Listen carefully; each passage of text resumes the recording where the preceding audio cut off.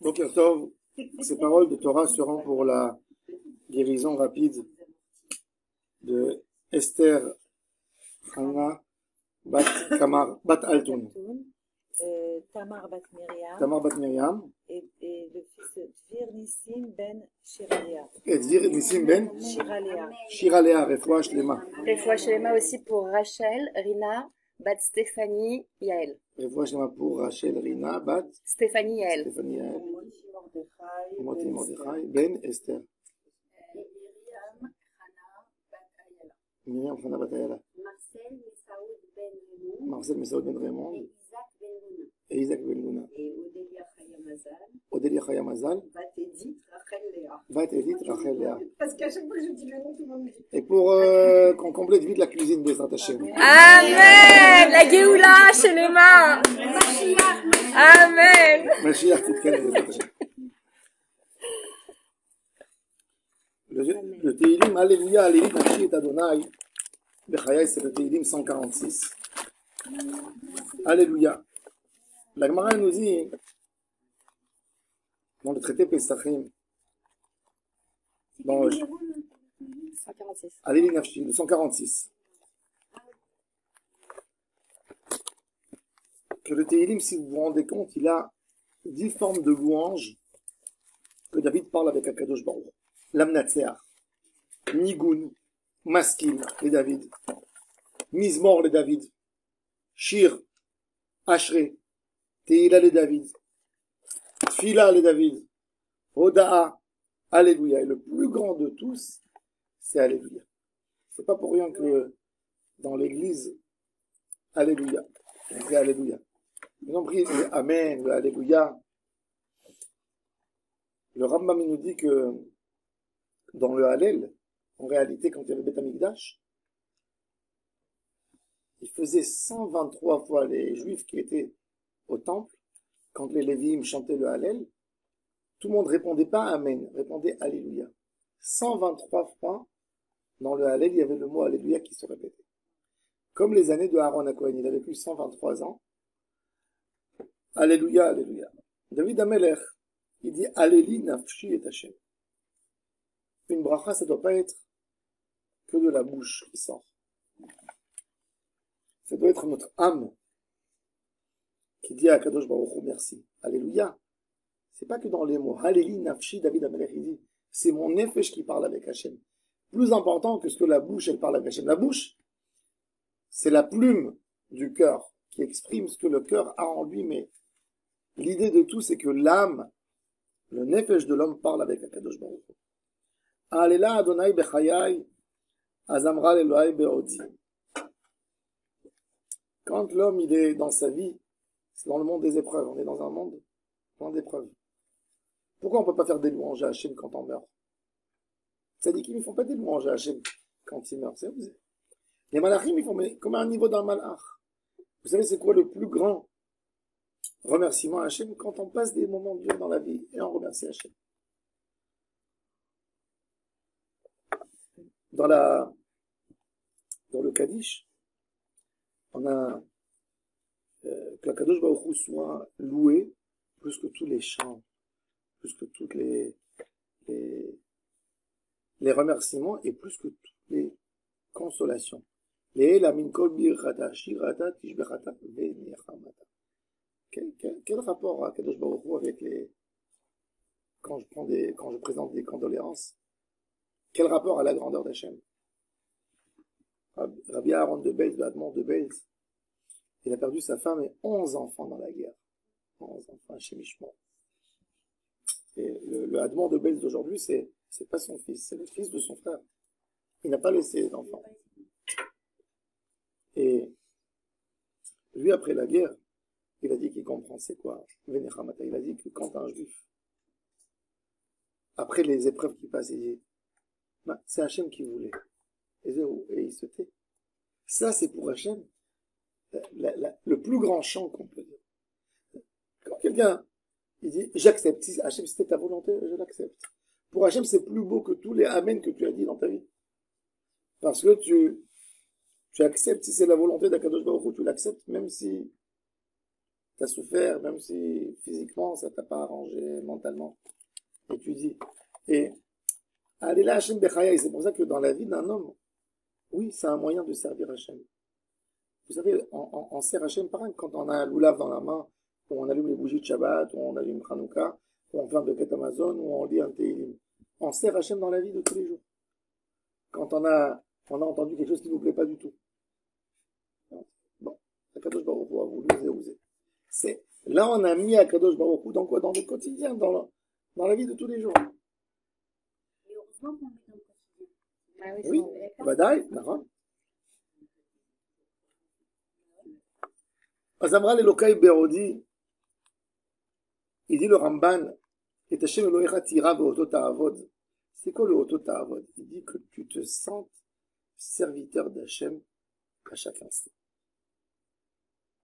Il faut savoir que un serviteur, c'est une autre vie. On ne sait pas c'est quoi le monde des serviteurs. On ne connaît pas c'est quoi les esclaves. Un esclave, quand il mange, il dit, je dois manger maintenant pour vite courir, servir mon maître. Quand il s'arrange, c'est je dois être présentable parce que mon maître me le demande. Ça, c'est le Bechol d'Irachechadaï. Dans nos mitzvot, on peut faire tout ce qu'on fait. Pour Hachem. Un jour, il est la Zaken. Il est en train de courir avec un sac. Ses élèves l'ont vu courir. Rabbi, où tu cours? Je suis en train d'aller faire une très grosse mitzvah. On peut venir avec toi? Non, non, c'est pas nécessaire. Non, non, Rav, tu fais une très grande mitzvah. Pourquoi que toi et pas nous? Et il court. Finalement, il les suit, il rentre dans les ruelles. Il se dit, il va aller faire un pillon jouim. Et puis, il le voit, il s'arrêtait, il rentre en hammam. Rabbi Merila, on n'a rien compris. Il a dit, je suis en train de faire une très grande mitzvah. Je cours pour faire une grande mitzvah. Et tu vas te bénir. Pour un plaisir, un moment de... Il dit, regardez, quand on a une statue d'un roi, il y a un spécialiste qui vient, si c'est en argent ou en or, il la frotte, il la nettoie, il enlève la poussière. Cet homme reçoit une paye. Rien que ça, on ne donne pas à n'importe qui. On donne à quelqu'un qui admire, qui sait apprécier, qui fait attention. Il dit qu'Akadosh Baruch Hu nous a donné un corps. Notre corps, c'est Tselem Elokim. On a Hachem en nous. Quand je nettoie mon corps, je pense à Hachem. Je suis en train d'aller entretenir ce que Hachem a donné. C'est-à-dire que quand on fait du sport, en train de faire des exercices, on est en train de garder le Tselem Elokim. Il n'y a pas plus Avodat Hachem que ça. Bechol Drachecha Dael. Le Rambam dit, celui qui fait ça, il devient Ish Elokim, l'homme d'Hachem. Dans tout, quand tu manges, quand tu fais tout, avec cette pensée, je suis en train de faire pour Hachem. J'ai parlé Shabbat dans le Shur, j'ai dit, il y a des gens qui te disent, c'est très dur pour moi de penser à Hachem 24 heures sur 24. Je mange pour Hachem. Je vais aux toilettes pour Hachem. Je marche dehors pour Hachem. J'achète une chemise pour Hachem. Alors je dis, c'est très simple. Prends un homme qui a monté une société, il a devenu énorme. Il a finalement 30 000 personnes qui travaillent avec lui. Cet homme, même quand il est, excusez-moi, même quand il est aux toilettes, il pense à son boulot. On doit avoir un sentiment de, j'ai une très grosse société que Akadosh Baruch Hu m'a donnée, c'est ma vie. Et je dois la vivre de la meilleure manière que je peux vivre. Je dois mettre dans tout mon potentiel, il faut que je fasse attention à ne pas déraper, à ne pas perdre quoi que ce soit dans tout ce que Hachem m'a donné. Et ça, c'est l'idée. Azamra l'Elokai Berodi, le Gaon de Vilna, avant de mourir, il prenait son tzitzit katan, il l'embrassait, il pleurait. Et il disait, regardez, combien ça vaut un tzitzit? Quelques petits sous. C'est pas cher, un tzitzit. Et il dit, quand je vais maintenant partir dans l'autre monde, je suis prêt de donner tout ce que j'ai pour en faire une mitzvah, je pourrais plus faire. Dans ce monde, combien on peut faire des bonnes choses, combien de... Allez là, Azamra l'Elokai Berodi, tant que je suis là. Rabbi Nachman, il prend ce Berodi, il fait quelque chose d'extraordinaire. Il dit, le Berodi, il vient nous renforcer quand on est tombé. Quelqu'un est tombé. Ça peut être dans la vie de tous les jours, dans notre quotidien. Des fois, on peut être brisé parce que il y a des gens à côté de nous qui essayent de nous d'évaluer, rabaisser. Je dis toujours, je raconte l'histoire, il y avait une fois un prof, il avait un élève qui voyait que les élèves se moquaient de lui. Alors, il a appelé cet élève, il lui a dit, regarde, il fait sortir un billet de 200 shekels. Tu veux ce billet? Il dit oui. Il prend le billet. Il l'a pris, il a fait de sa boule. Il dit, tu veux toujours ce billet? Regarde comment il a l'air. Il dit oui, je le veux. Il a pris, il l'a mis par terre, il l'a écrasé avec ses pieds. Tu veux toujours ce billet? Il dit oui, mais regarde, je l'ai écrasé, il n'y a plus rien du tout. Il dit non, ça a une valeur. Il dit bravo. C'est ça ce que je veux que tu retiennes. Même si on a essayé de te rabaisser, ça n'enlève pas ta valeur. Tu es grand, tu es fort. Et Rabbi Nachman de Breslev, il a une Torah extraordinaire qui s'appelle Azamra le Be'odi. Rabbi Nachman, il a dit qu'un juif qui veut traverser sa vie, il doit étudier tous les jours cette Torah. C'est quoi? Be'odi, avec ce qui reste encore de chez moi. Chacun, il doit voir tous les matins son côté positif, pas que son négatif. Quand quelqu'un il fait du négatif, vous savez, une des choses les plus dures quand on fait du négatif, c'est la pensée du négatif qui me dit en moi-même que je suis négatif. Et je dis, eh bien, puisque je suis négatif, eh ben, tant qu'à faire. À être désespéré de moi-même et à continuer. Mettre toujours du positif. Le Béodi. Il y a quelque chose de propre en moi qui est resté encore propre.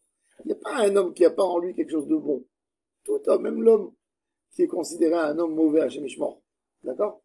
Ben, il a en lui quelque chose de bon. Et notre travail à nous, c'est de regarder le positif qui est en nous, le Béodi.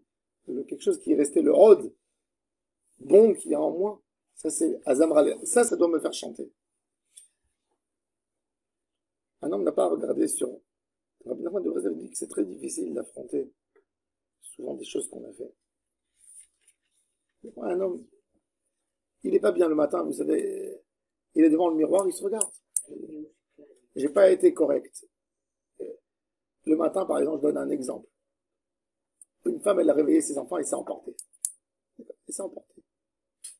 Les enfants, ils sont sortis en classe avec la tête baissée. Sortis à l'école. Elle s'en veut. Au lieu de réveiller mes enfants comme des princes, les envoyer des simras, j'ai crié, regarde comment l'enfant il est parti, regarde. Non. Si elle va rester dans ça, elle n'aura pas un vrai tikkun.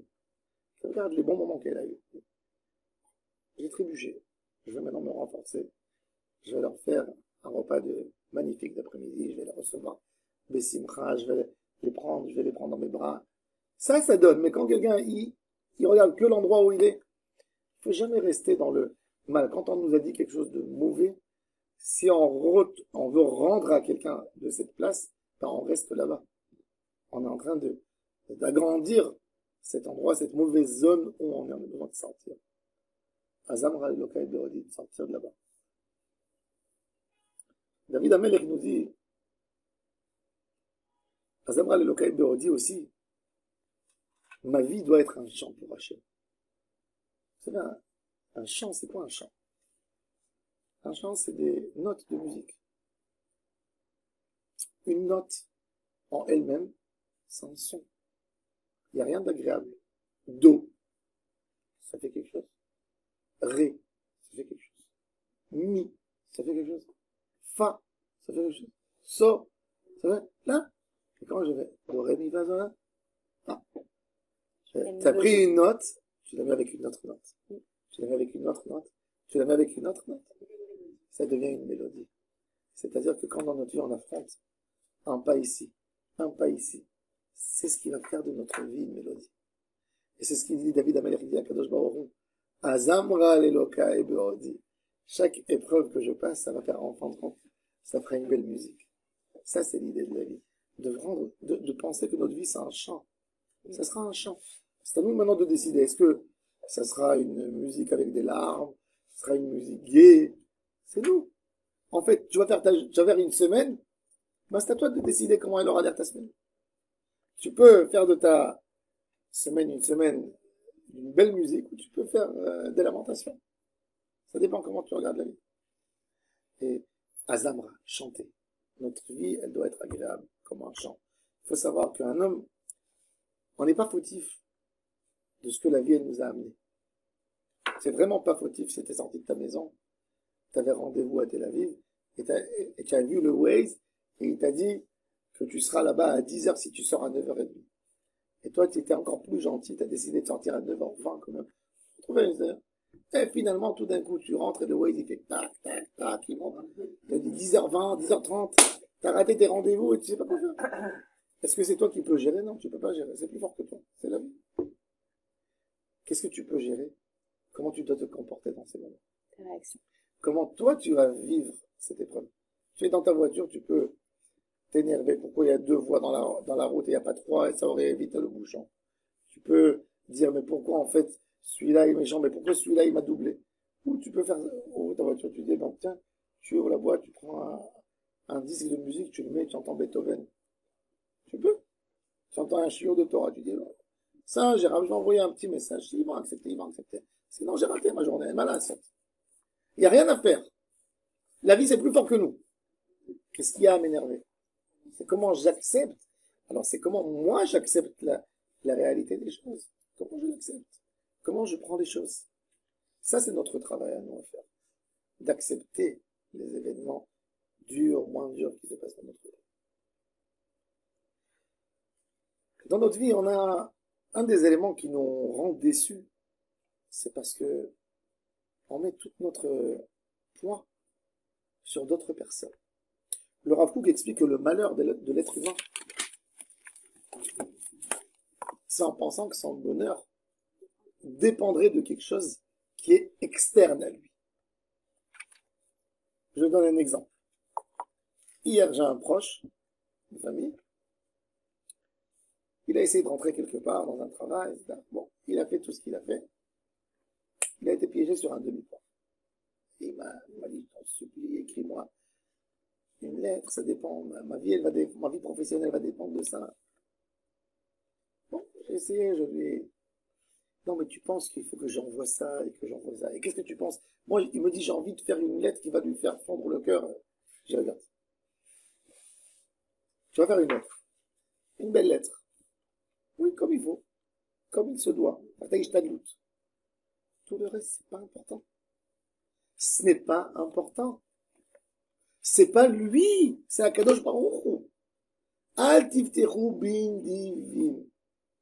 Quand je mets toute ma force dans celui-là, il va me donner. Celui-là, il va m'acheter. Celui-là, il va faire. Mais ben adam she'en lo teshuah. En lo teshuah. J'avais un ami, travaille au santé. Et un jour, il a eu une grosse commande pour une grande société, pour les hôtesses. Ils avaient besoin d'habits. Ils ont demandé un certain tissu, enfin, il fallait faire des jupes et des vestes, des pantalons et des vestes. Bon, ils sont venus là, la société, ils ont choisi un certain tissu. Donc, il a commandé le tissu. Et le tissu devait aller dans 2 usines. Une usine qui fabrique les jupes, et l'autre qui fait les vestes. Donc, ils sont venus les stylistes, ils ont tout fait avec tous les modèles. Finalement, le vendeur de tissu, il a envoyé, vous savez, dans la laine, il y a du super 100, il y a du super 120 et du super 140. Ça fait la densité, elle change la couleur aussi, l'effet de la couleur. Donc, ils ont envoyé du super 100 pour les jupes et du super 120 pour les vestes. Ce qui a fait que, quand c'est arrivé, ils ont fait l'assemblage. Pas la même couleur. Maintenant, lui, il a avancé son argent. Et c'était une très grosse somme. Très, très grosse somme. Et il m'a dit, je dépose le bilan. Je dépose le bilan. Il a appelé évidemment la société, ils reconnaissent. Les fournisseurs de tissus, ils reconnaissent que, oui, mais ils disent, d'abord, on a fait une erreur, on va pas te payer tes vestes, maintenant. C'est une autre maison qui a fait la couture. Maintenant, et lui, c'est dommage. Et je me rappelle quelle angoisse il avait. Il m'a dit, je vais déposer le bilan. On va se poser d'abord. On va voir, on va essayer de négocier maximum Tu referas des autres jupes. Pas de problème. On fera le moins cher des deux. Pas, le dégât, il est descendu à moitié. C'est pas une catastrophe. Non, mais ils vont annuler. Après, je lui dis, c'est pas nous qu'on gère le monde. Akadosh Baruch Hu, il a fait, c'est pas nous qu'on gère. Bon, il a appelé l'autre.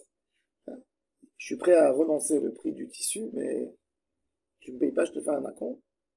Un avoir, mais quel rapport? Il y a le travail qui coûte beaucoup plus cher que...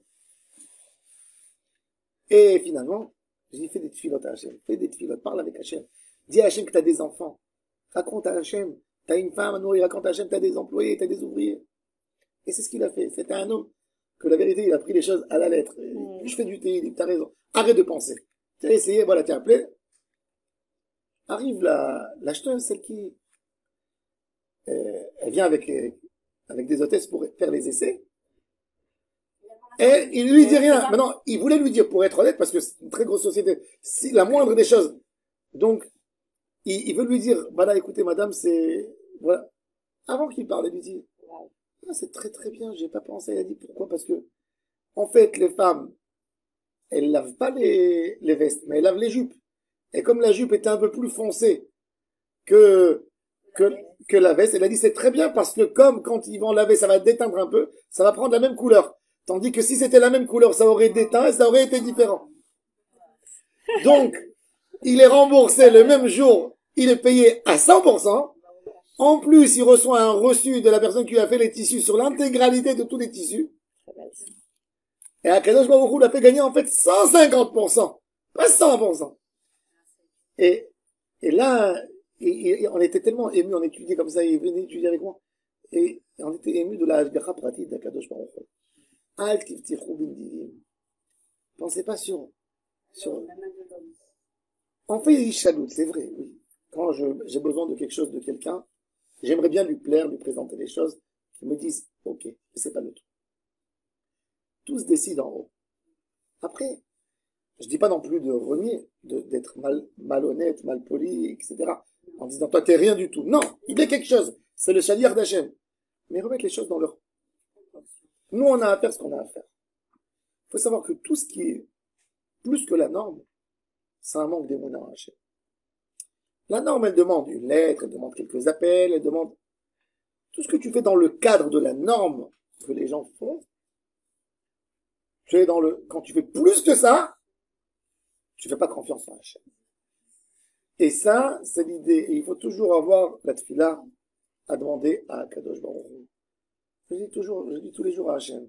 Hachem, tu nourris un univers avec 8 milliards de personnes. Encore un nombre qu'on peut même pas compter d'animaux et d'insectes. Et pitié de moi, donne-moi moi, ton petit. Je te demande, voilà, c'est où? Al tiftechu b'inivim. Beben adam she'en teshua. Vous savez, quand Trump est monté au pouvoir, après le pouvoir, j'ai vu les gens faire des lechaïm et des machins. Les gens qui ont dit c'est Gimatria Mashiach, des histoires, n'importe quoi. Et voilà, vous avez vu comment il a fait un détour. Et c'est pas un dingue. C'est quand le Ham Israël, on oublie, à Kadosh Baruch Hu, on oublie tout le chesed d'Hachem. Et on met notre confiance dans l'homme, ça Hachem ne peut pas supporter. Al tiftichu bindivim beben adam she'en lo teshua. Même quand il a décidé quelque chose, qui va te le donner en fin de compte, il revient sur sa parole. Tetzer rucho yeshuv le'admato. Il revient à la terre. Qui est l'homme qui peut promettre? Qui est l'homme qui peut promettre? Un homme, même s'il était gentil, il a décidé de promettre. Il a voulu donner. Il est parti, il y a ses héritiers, ils disent non. Voilà.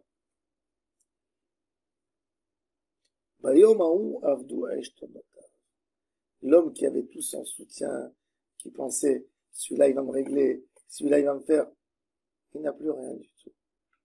Rien. Il y avait un rave,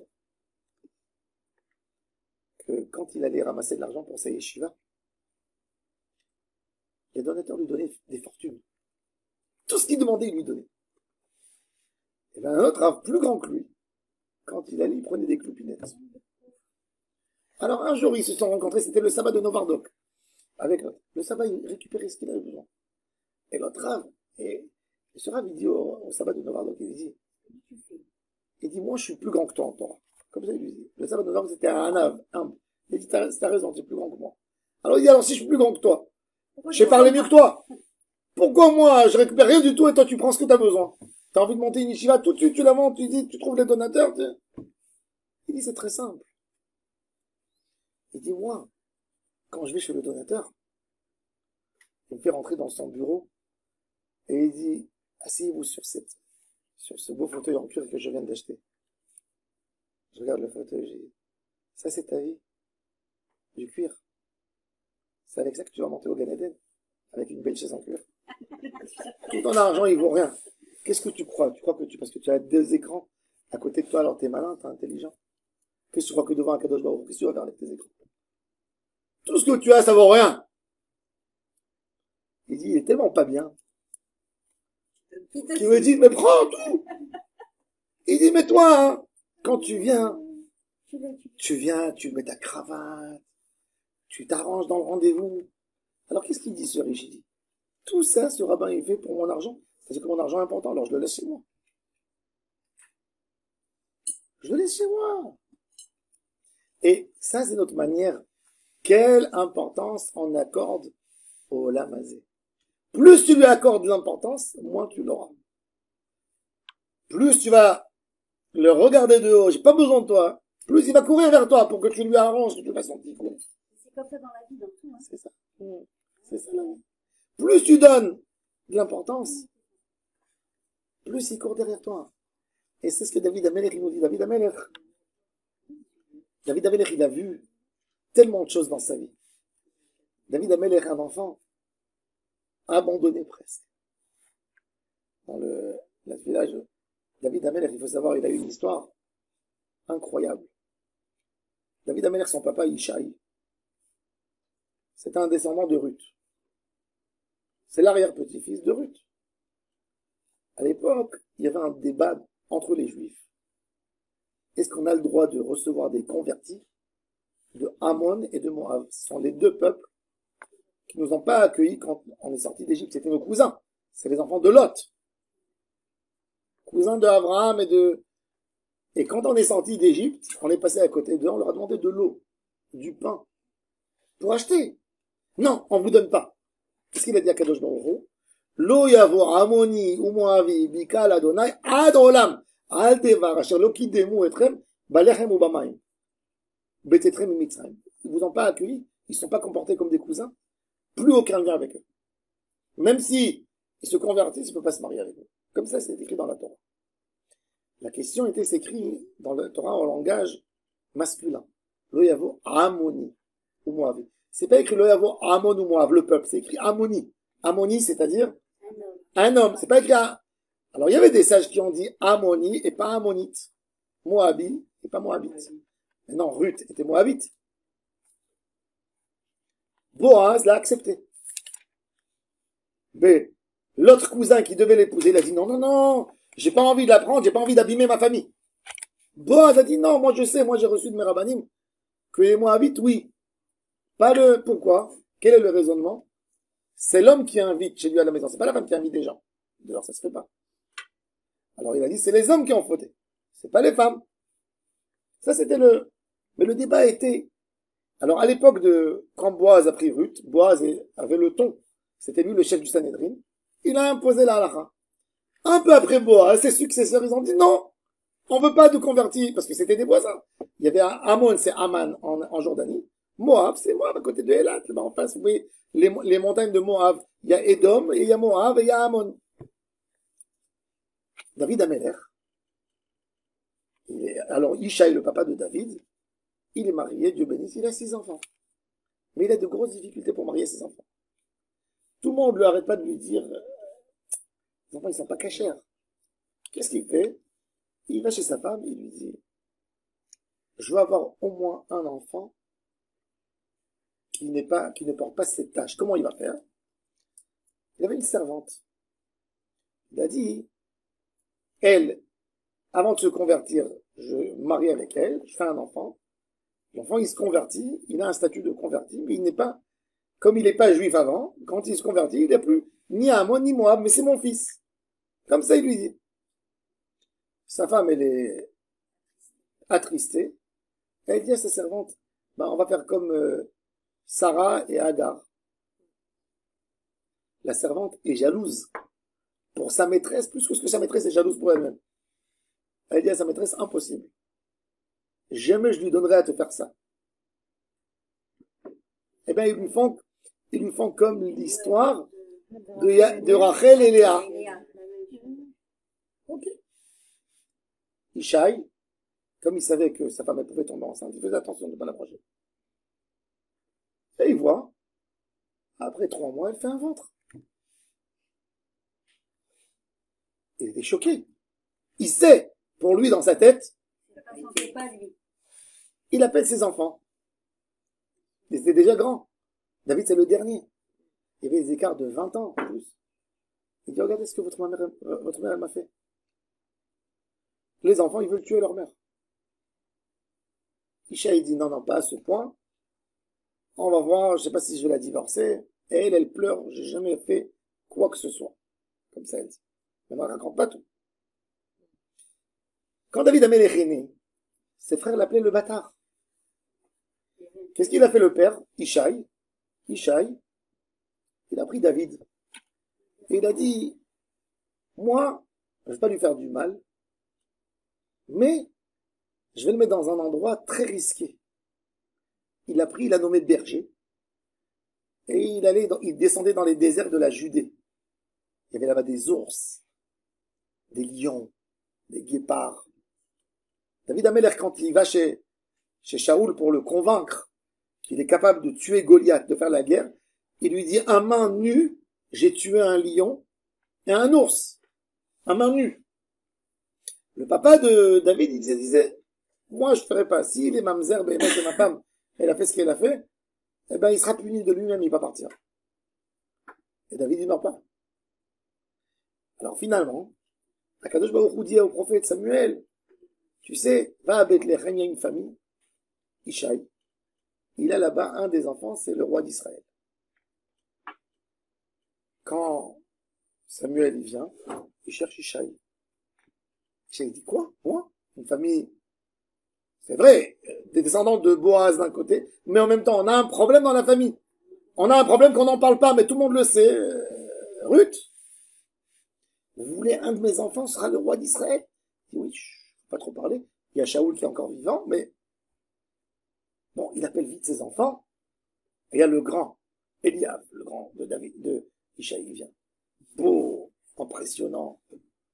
Quand Shmuel, il le voit, il se lève, il l'embrasse. Et Akadosh Baruch Hu dit à Samuel, à Adam, l'homme, il voit aux yeux. Moi, je vois au cœur. Celui-là, il a un cœur 0. Et il dit à Ishaï, non, fais pas celui-là. T'as un autre? Et il dit, oui, un autre. Et il dit, non plus. T'as un autre? Il lui présente les 6. 6. David, c'était le 7e. Bon. Et il lui dit, Samuel, il dit à David, il y a un enfant? Il dit, non. Et il dit, quoi? Akadosh Baruch Hu m'a dit de venir ici. Oui, il dit, en fait, il y a un enfant. Et là, Ishaï, il se dit, je sais pas si c'est mon fils ou pas, parce que dans sa tête, c'est pas son fils. Il dit, j'en ai un dans les champs. Il dit, ben, je bouge pas d'ici, amène-le. Ils vont chercher David. Dès que David rentre dans la maison de son père, il y a Samuel qui avait une corne avec de l'huile où on faisait oindre les Kohanim. Il y a l'huile qui jaillit, qui sort comme ça. Ça veut dire, il a même pas besoin de prendre que l'huile, elle sort. Et sur ça, David Amelech, il a fait le chant dans le Hallel. Even ma'asu abonim, ayeta les roches pina. À l'époque, les maçons, quand ils faisaient les arcs, il n'y avait pas de ciment comme aujourd'hui. Qu'est-ce qu'ils faisaient? Ils mettaient du bois, comme ils faisaient une arc en bois, et puis ils taillaient les pierres. Les pierres étaient bien taillées, et puis ils mettaient la pierre du milieu, qui attrape l'arc, d'accord? Donc, quelque part, qu'est-ce qui attrape l'arc pour que ça tombe pas? C'est celle du milieu. C'est la pierre. Si tu l'enlèves, tout tombe. Parce que c'est avec la force du poids. C'est comment? Alors, cette pierre, elle a besoin d'être très puissante. Ça s'appelle roche pina, le roche.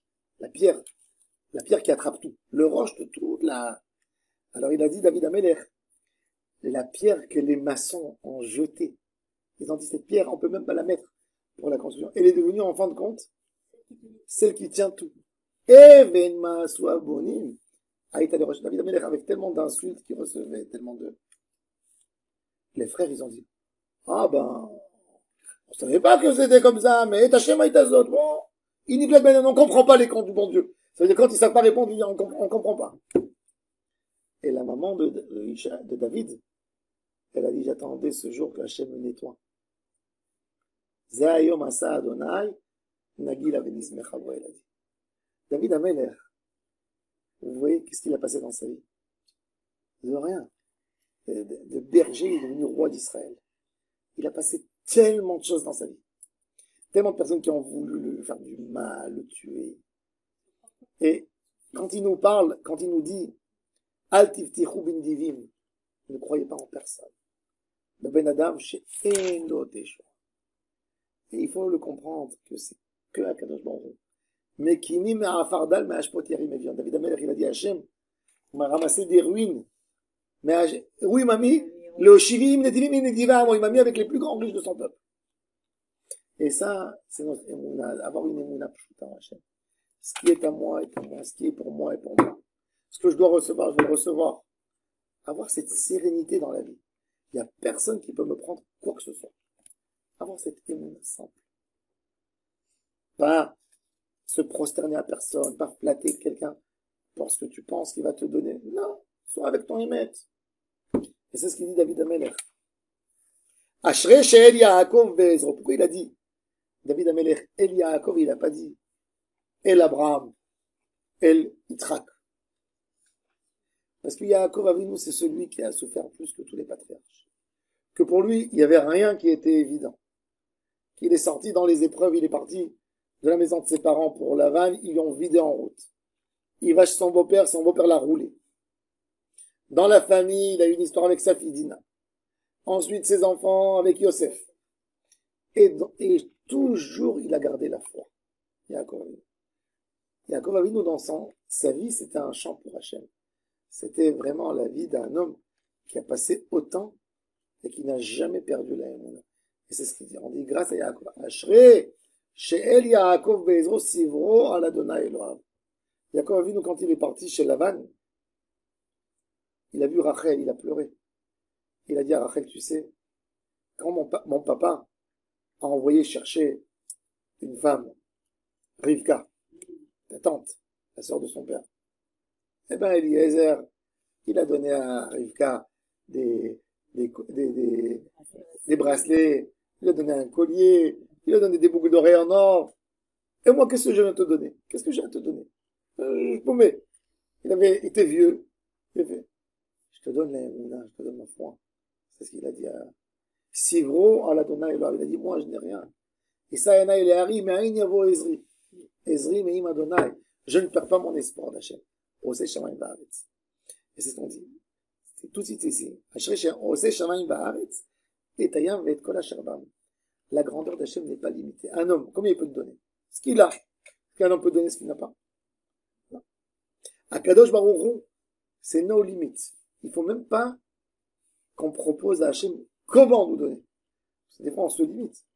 Quand tu dis à Hachem, donne-moi ça. Hachem voulait donner plus que ça. C'est comme exactement quand, imaginez-vous que vous êtes dans un restaurant, d'accord?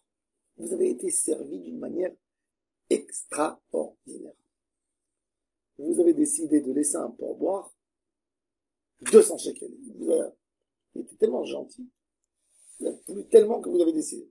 Tout à coup, le gars, il vient comme un miskin. Vous savez, hein, il faut me donner le pourboire, hein. C'est 20 shekels, hein. Ok. Je lui donne 200, rends-moi 180, s'il te plaît.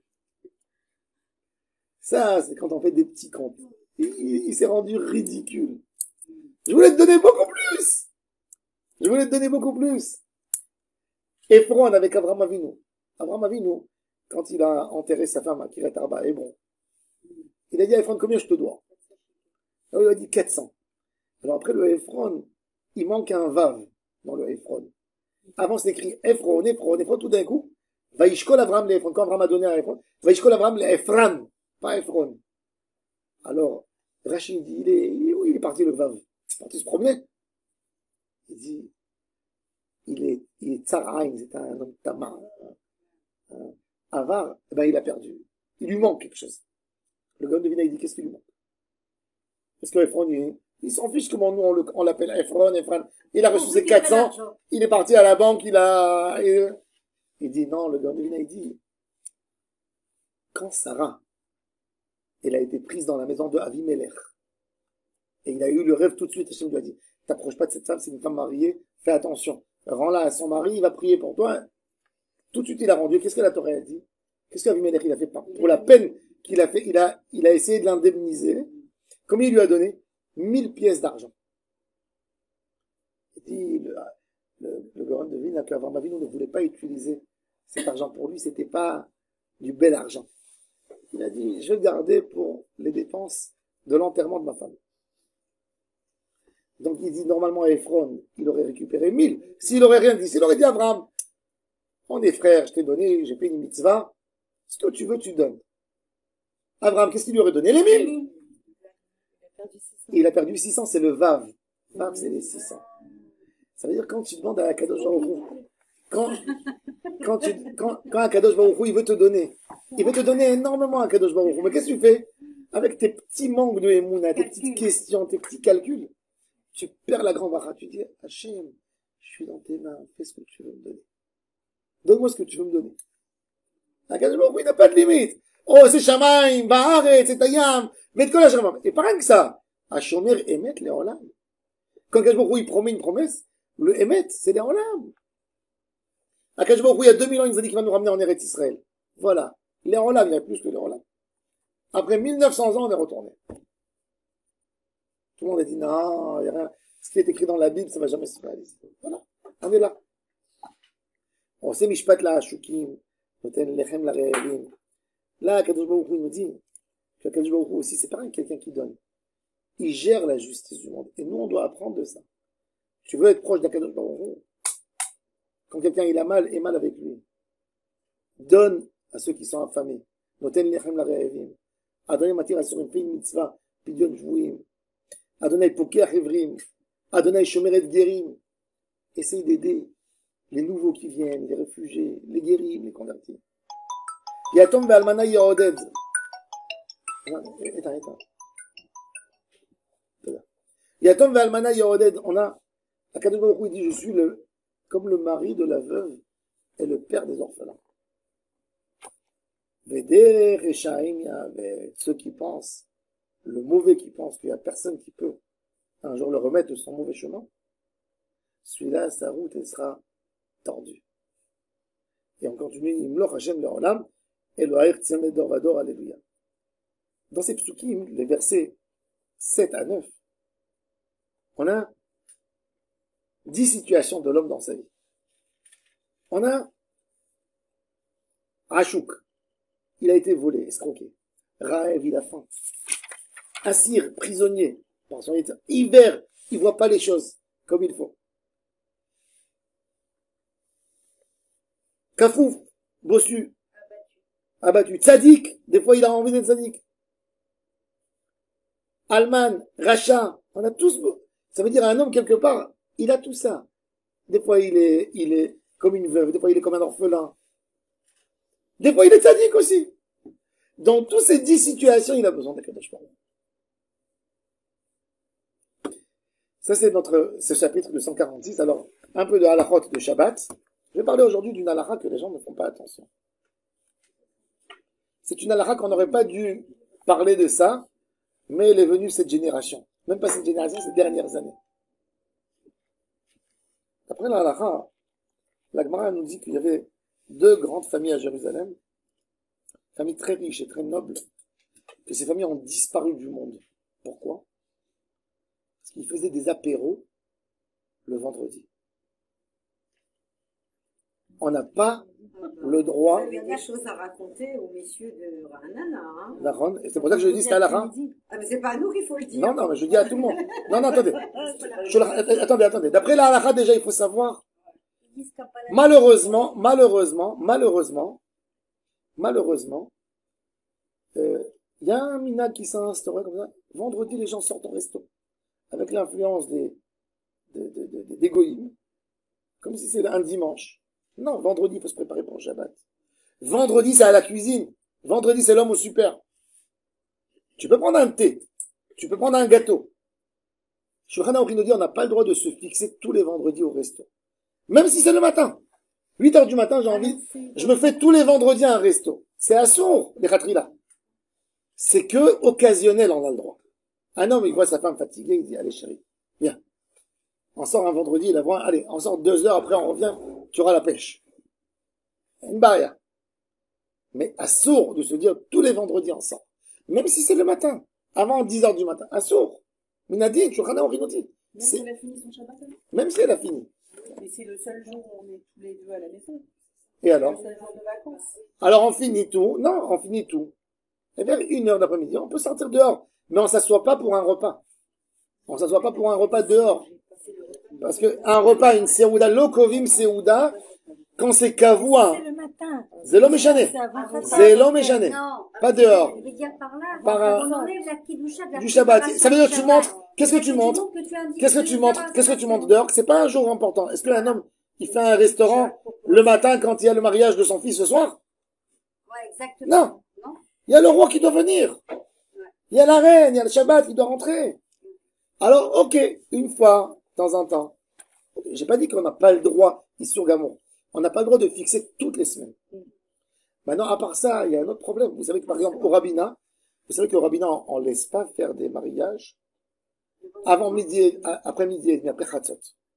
Ils acceptent pas la Ktouba, le papier. S'ils voient que c'est... Pourquoi déjà? Parce qu'il faut savoir, il y a une responsabilité. D'après la halakha, minadine, après 2 heures de l'après-midi, on n'a pas le droit de faire motzi. On n'a pas le droit. Pourquoi? Parce qu'on va gâcher le repas du Shabbat. Même s'il y a quelqu'un qui a très faim, il a envie de manger quelque chose, c'est l'été, il a sauté son repas du matin, il arrive 2 heures de l'après-midi, il dit je craque, j'ai besoin de manger. Ne mange pas une pita, pas moti. Ça y est, c'est après Shah Asirit, les gens ils font pas attention. C'est à la Hameforesh et dans Shulchan Aruch. On n'a pas le droit de manger. Sauf une seudat mitzvah, c'est quoi une seudat mitzvah? Pidyon Aben, Brit Mila. Khatouna, c'est pas une seudat mitzvah. Khatouna, c'est pas une seudat mitzvah. Khatouna, c'est pas une seudat mitzvah. Que si le Khatan, c'est un Tamid Chacham et la Kala, ils vont faire une maison, au Mashiach, il va venir. Amen. Voilà. Mais un mariage, d'après beaucoup de poskim dans la définition, ça s'appelle pas un repas de mitzvah. C'est pour ça, d'ailleurs, qu'un endeuillé, il n'a pas le droit d'assister dans un mariage. Pourquoi? Parce que c'est pas une seudat de mitzvah. Dans une seudat de Brit Mila, il peut. Dans une seudat de Pidyon Aben, il peut. Mais pas dans un mariage. Parce que c'est pas une seudat de mitzvah, d'après tout le monde. Donc, il faut faire très attention. De temps en temps, c'est écrit dans la halakha. Si on a commencé Béhéter, on peut continuer. On a commencé avant midi. D'accord? On fait des tefillah avant midi, on peut continuer, prolonger. Mais les ratris, là, je vois des gens, ils veulent faire vendredi. C'est devenu une mode de faire des fêtes vendredi. Ça n'a jamais existé. Avant, c'est, non, aujourd'hui c'est plus cher. Aujourd'hui c'est plus cher. Oui, parce que Aujourd'hui c'est plus cher. Il faut prendre des serveurs pour vendredi. Non, aujourd'hui c'est plus cher. Avant, moi je me rappelle. Je faisais des mariages. Donc, j'ai connu le process il y a 20 ans. Il y a 20 ans, ça a commencé avec des gens qui n'avaient pas d'argent. Les salles, elles disaient, ma salle, elle est fermée. Allez, je donne. Ils essayaient de convaincre les gens pour venir. Fais vendredi. Aujourd'hui, il y a tellement de demandes que c'est devenu plus cher encore que... Pourquoi? Parce qu'un serveur aujourd'hui, si dans la semaine il prend 50 shekels de l'heure, il te dit vendredi, je prends 80. Alors, ça a augmenté. Ça a augmenté parce que c'est devenu très répandu. Il faut savoir là. Quand on va dans des endroits comme ça, des fois on va pour respecter, pour honorer. Paternité la tedaï. Goûter quelque chose, les khatri la minadin, c'est pas bien. Tout celui qui honore le Shabbat, Akadosh Baruch Hu l'honore. Tu honores le jour d'Hachem, Hachem Tov. Il faut savoir l'halakha parce que malheureusement, je vois comment vous avez vu comment vous étiez étonnés de cette. C'est une halakha. Non, parce que j'ai entendu plusieurs fois des gens qui se réunissent, même en France j'entendais ça, se réunissent, faire soi-disant ça vers 11h du matin ou 10h, soi-disant Kabbalat Shabbat. Soi-disant, vous avez raison, c'est soi-disant. Soi-disant, c'est ch'touillotte. Tout ça, Hachem Ishmor. Ces gens, ils prennent de l'alcool, ils arrivent à la maison, ils arrivent à la maison bourrés, ils arrivent à la maison bourrés, Après, ils mangent plus le soir Et du le Shabbat. samedi, ça marche pas, ça? C'est une catastrophe. Ils ont mal à la tête. Ça, c'est le chiloul du Shabbat avant Shabbat. Vous comprenez? Il y a un chiloul Shabbat pendant Shabbat, il y a un chiloul Shabbat avant Shabbat. Quand un homme, il a pris d'alcool, alors à l'époque, les gens, ils ont tout tordu. Il y a une halakha très intéressante dans Shulchan Aruch, que l'homme et la femme, ils faisaient ça avant Shabbat. Ils goûtaient avant d'envoyer au four. À l'époque, il y avait le four du quartier. Il y avait le farran, le four du quartier. Avant que la femme, elle envoie de chez elle les casseroles pour les garder au four, elle n'a pas envie que ça gâche. Elle goûte une cuillère, elle amène à son mari, il rentre à la cuisine. Et puis, elle fait un petit apéro avec une maria. Elle lui met un peu de chaque truc, il goûte. Ça s'appelle, au Maroc, ils appellent ça Toramea. Pourquoi? Parce que c'est écrit Toramea Haïm Zacho. Ceux-là, c'est pas Toramea, ils ont mangé tout le... Vous savez, il y avait une fois, en arabe, ils disent, en arabe, on dit, quand on veut goûter quelque chose, ils appellent ça en arabe gum gum. Quelque chose. On raconte sur deux personnes. Il y a un gars, il voit son ami Shabbat. Il lui dit, viens prendre un apéro chez moi. Il dit, mon frère, je suis plein, je suis jusque là, je peux pas. Et il insiste. Alors il dit, tu sais quoi? Gum gum. Je viens, je goûte et je m'en vais. Ok, il vient chez lui. Il voit l'assiette de poisson frit. Il prend 1, 2, 3. Il prend l'assiette là et il a fini tout ce qu'il y avait sur la table. Alors son copain, quand il est parti, il lui a dit, écoute, la prochaine fois, tu fais gum gum chez toi et tu viens manger chez moi. Je t'invite pour manger. Ça veut dire, il y a des gens avec ce prétexte ils prennent, ils boivent. D'après la halakha, c'est quoi? Quel goût ça a? Quand l'enfant, il sait son papa. Hein? Oui, on peut prendre à la maison, on aura un café, même à la maison. Vous voulez prendre un thé avec votre mari, il n'y a aucun problème. Le problème, c'est de se fixer. Prends une date, prends un fruit, tu veux donner à ton mari une petite assiette avec des boulettes pour goûter, tu veux t'asseoir. Il y a une bahaya dans tout ça. L'idée, c'est de faire les tilas, c'est de s'asseoir et de se fixer. Ça, il faut le savoir, de prendre d'alcool, tous ces minagim mauvais. Un enfant, 4 heures d'après-midi, il est où, papa? Il boit. C'est quoi, papa kiffer, c'est quoi ça, c'est un club? On est dans les clubs, là. Où on est? J'ai pas dit qu'il faut souffrir. Mais, il y a d'autres choses. Prends tout ce plaisir, ce moment de plaisir. Accorde-le à ta femme et à tes enfants au Shabbat. Mets-toi à Shabbat à table. Shabbat, il va bécochi, il va à la synagogue. Il a mal à la tête. Il rentre le soir quand on a bu. On peut plus manger rien du tout. C'est pour ça que nous, on a fait chez nous dans la communauté. Même Shabbat, midi, il n'y a pas d'alcool. Il y a une bouteille. Et elle passe avec une quantité modérée. Pas des verres et boire. Et après, les gens, ils viennent à la maison. Ils goûtent plus la dafina, ils mangent plus, ils sont fatigués. Et je n'en parle pas dans les cas de colère et des choses à chémichement, des très mauvais résultats qu'on n'a pas envie. Ça, tout ça dépend de ça. Il faut garder la halakha. Point de vue halakha. Là, je parle pas du moussar. Je parle de halakha dans Shulchan Aruch. Mon rôle, c'est de pas vous dire, moussar c'est bien, mais je parle de la halakha simple. La halakha, on n'a pas le droit de faire netilat yadayim après 2 heures d'après-midi. Shulchan Aruch nous dit, on n'a pas le droit de se fixer à un repas fixe, à sortir dehors dans un resto tous les vendredis. C'est assourd d'après la halakha. De temps en temps, oui, mais pas tout le temps. Et quand on est invité... Avec nos jeunes mariés qui viennent, les rois du pétrole, le vendredi, les pieds sous la table. Ben, il faut leur dire, viens, j'ai besoin de toi à la cuisine. Ils sont là, c'est leur tourne équipe. Les jeunes, les non mariés. Bon, il faut faire attention. Baruch Adonai,